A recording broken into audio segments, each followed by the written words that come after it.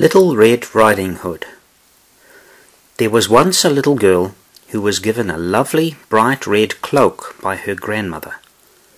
The little girl loved this cloak very much. She loved it so much, in fact, that she never wanted to take it off and was always wearing it. Because of this, she became known as Little Red Riding Hood. One sunny morning, Little Red Riding Hood's mother asked her if she would take some cakes and apple juice to her grandmother, who was ill.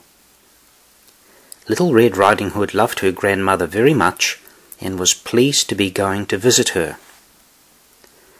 "But don't delay," said Little Red Riding Hood's mother. "Go straight to your grandmother's house and don't play in the forest on the way." Little Red Riding Hood promised to do as she was told and said goodbye to her mother and set off. On the way to her grandmother's house, Little Red Riding Hood met a wolf walking through the forest. Now, Little Red Riding Hood did not know that he was wicked, and so she said, "Good morning, Mr. Wolf." "Well, good morning, Little Red Riding Hood," replied the wolf. "And where are you going?" "I'm going to visit my grandmother, who is ill in bed," said Little Red Riding Hood. "What have you got in your basket, Little Red Riding Hood?" asked the wolf. "I've got some cakes and a jug of apple juice," said Little Red Riding Hood. "And where does your grandmother live?" asked the wolf. "She lives in the forest, not far from here," said Little Red Riding Hood. "Her house is easy to find. It's right next to the lake." Now, the reason that the wolf was asking all these questions was because he really wanted to gobble up Little Red Riding Hood and her grandmother. Suddenly he thought of a cunning plan. "Little Red Riding Hood," he said, "I have an idea. Why don't you pick some of those beautiful flowers which are growing in the forest and give them to your sick grandmother?" "What a good idea," said Little Red Riding Hood. "My grandmother would be so pleased to have some of these pretty flowers. I'm sure they would make her feel better."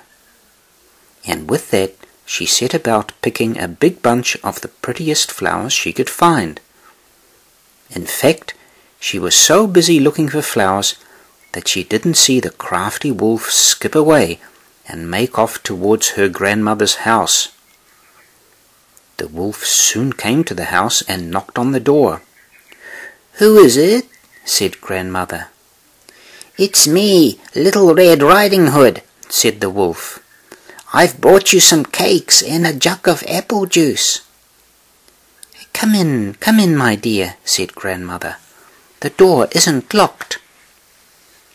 The wolf then went into the house, and as soon as he saw the old lady lying in bed, he ran straight over to her and gobbled her up. Next he put on her nightdress and her frilly nightcap and jumped into her bed, pulling the bedclothes up to his chin. In a little while, Little Red Riding Hood, who had by now picked a lovely bunch of flowers for her grandmother, came hurrying up the garden path. The door to her grandmother's house was still open, and so she went inside and walked over to the bed. Little Red Riding Hood could only see a little bit of her face poking out from the bedclothes. "My grandmother, what big ears you have," said Little Red Riding Hood. "All the better to hear you with, my dear," said the wolf.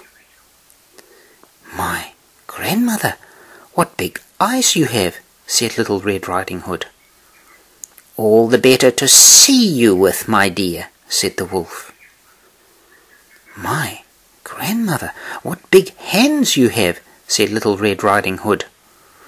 "All the better to hold you tight with, my dear," said the wolf. "My grandmother, what big teeth you have," said Little Red Riding Hood. "All the better to eat you with, my dear," cried the wolf, and with that he jumped up out of bed and gobbled her up. The wolf felt very full and rather sleepy after he had eaten Little Red Riding Hood.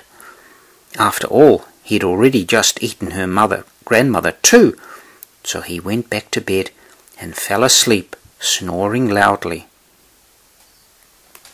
Just then a hunter was passing the house and heard the snoring. He looked through the window, and when he saw the wolf lying in bed, he realized that the wolf must have eaten the old lady. So while the wolf was sleeping, the hunter took his knife and cut open the wolf's stomach. To the hunter's great surprise, out popped Little Red Riding Hood and her grandmother. Luckily the hunter had arrived just in time, and both were still alive. Little Red Riding Hood and her grandmother both thanked the hunter for saving them, and the hunter took the dead wolf's skin and went home.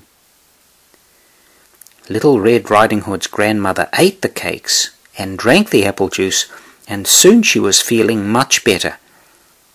And Little Red Riding Hood? Well, she decided that she would never talk to a wolf again.